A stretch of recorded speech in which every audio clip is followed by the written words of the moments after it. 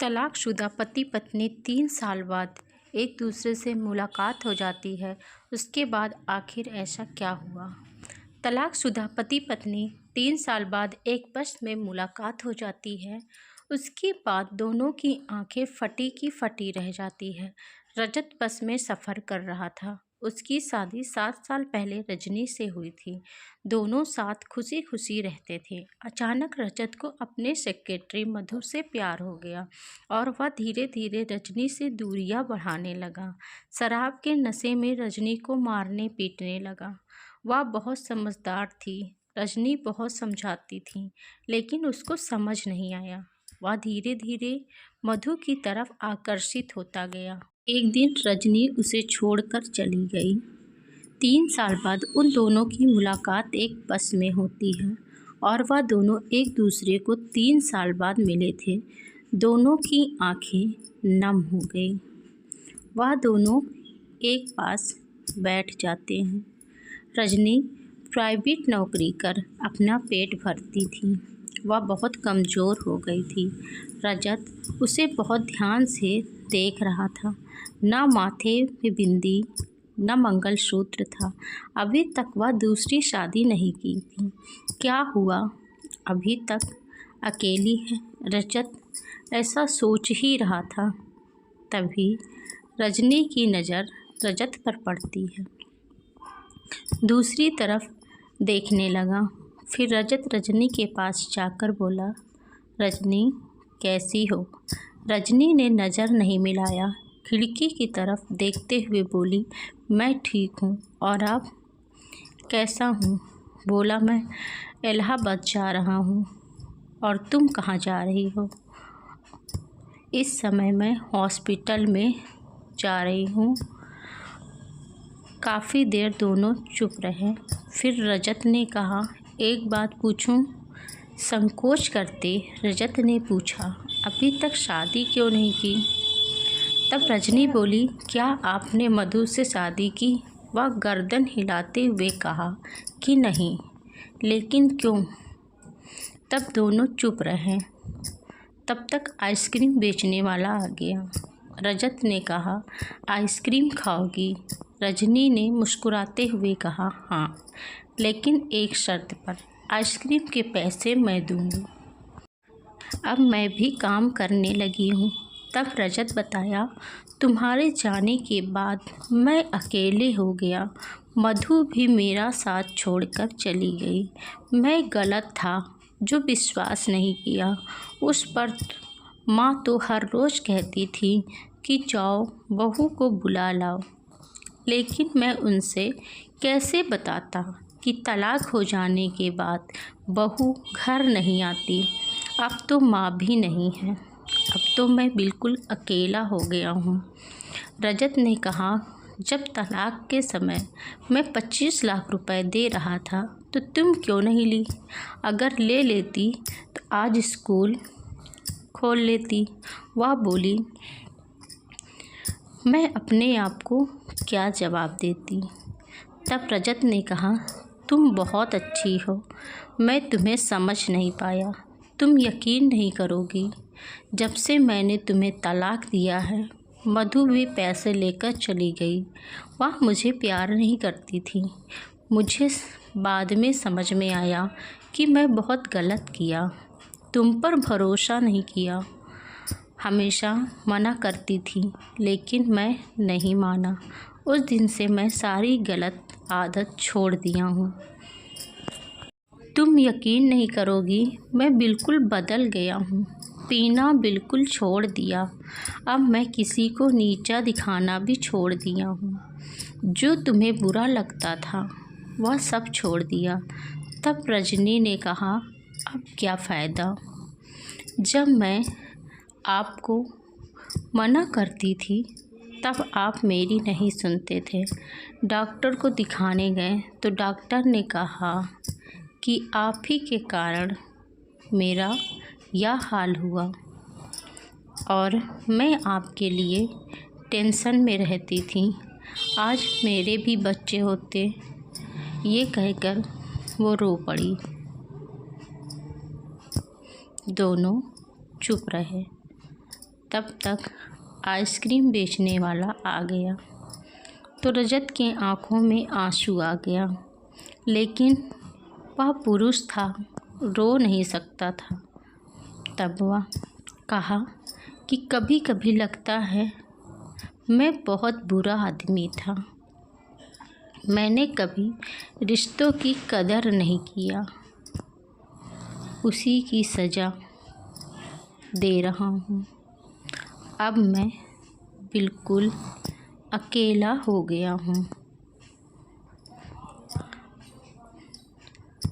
माँ भी नहीं रही।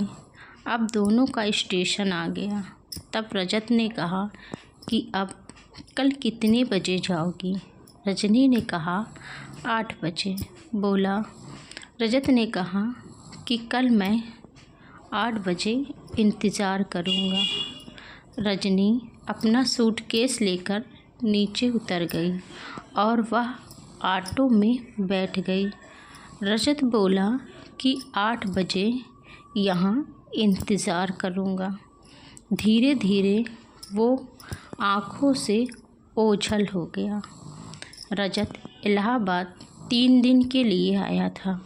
अपना शेड्यूल बदल लिया और दूसरे दिन वह अपना काम जल्दी करके 7 बजे बस स्टॉप आ गया। रजनी 8 बजे की जगह 9 बजे बस स्टॉप पहुंची। वह रजत को देख कर बोली, अभी आप यहीं हैं? मैं सोची आप चले गए होंगे। रजनी बहुत खुश हुई, बोली माँ बिल्कुल ठीक है। तब रजत बोला कि मैं दोनों लोग के लिए टिकट ले लेता हूँ। अभी वह बस को चलने में आधे घंटे लगेंगे, तब तक आइसक्रीम खा लेते हैं। रजनी मुस्कुराने लगी और क्योंकि रजत को पता था कि रजनी को आइसक्रीम बहुत पसंद था। रजनी बोली पैसे मैं दूंगी, हिसाब बराबर हो जाएगा। इतना कहकर वह मुस्कुराई। जब भी मुस्कुराती रजत की नज़र उस पर ठहर जाती और फिर से एक नया सफ़र स्टार्ट हो गया। रजत कुछ कहना चाह रहा था मगर डर भी रहा था कि कहीं वह मना ना कर दे। रजत नोटिस किया कि रजनी अब नई साड़ी पहनकर आई थी। वह बहुत सुंदर लग रही थी। रजत के मन में यह उठ रहा था कि यह औरत कभी कभी ज़िंदगी में भी मेरे थी, मगर मैं इसे संभाल नहीं सका। रजत को गुमसुम देख रजनी ने कहा, क्या हुआ? हम लोग एक दोस्त बनकर रह सकते हैं। तब रजत को बहुत धक्का लगा। बोला कि तुम मुझे दोस्त नहीं चाहिए। तब रजनी बोली, फिर मेरे साथ सफ़र क्यों कर रहे हो? रजत बोला, मुझे तू चाहिए, हमेशा हमेशा के लिए, 7 जन्मों के लिए होना चाहते हैं। इतनी जल्दी बोला कि रजनी उसका मुंह देखती रह गई। वह बोला, मैं गलत था, मैंने कभी तुमको नहीं समझा, मुझे माफ़ कर दो, कहकर रोने लगा। बस वह उसके चेहरे की तरफ देखता ही जा रहा था। रजत, मैं कभी परेशान नहीं करूँगा, तुम्हारी बात सुनूँगा, प्लीज़ बताओ। रजनी ने सिर से साड़ी पीछे हटाई और बोली, इधर देखिए। रजनी की मांग भरी हुई थी। वह बोली, मैं जानती थी कि अब अकेले चलने के दिन ख़त्म हो गए हैं। मेरा हमसफ़र लौट आया। आगे का सफ़र उसके साथ तय करना है। थक गई हूँ मैं अकेले चल चल कर। रजत बोला, मैं जानता हूँ तुम जब तुम्हें रोने का मन करता है तो फिर यूं ही मुस्कुराती हो। बह जाने दो आंसुओं को, तुम्हारा मन हल्का हो जाएगा।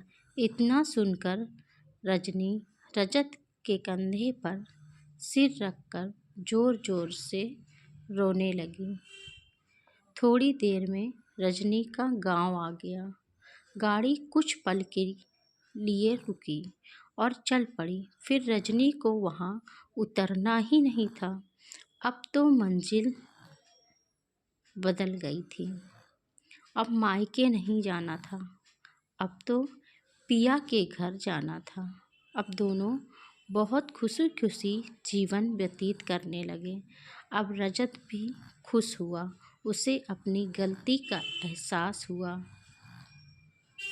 कमेंट बॉक्स में लिखकर ज़रूर बताएं कि हमारी वीडियो आपको कैसी लगी।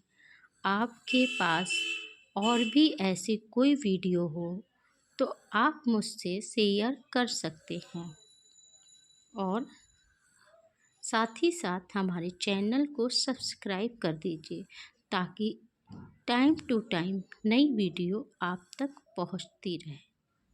आज के लिए थैंक यू, बाय बाय।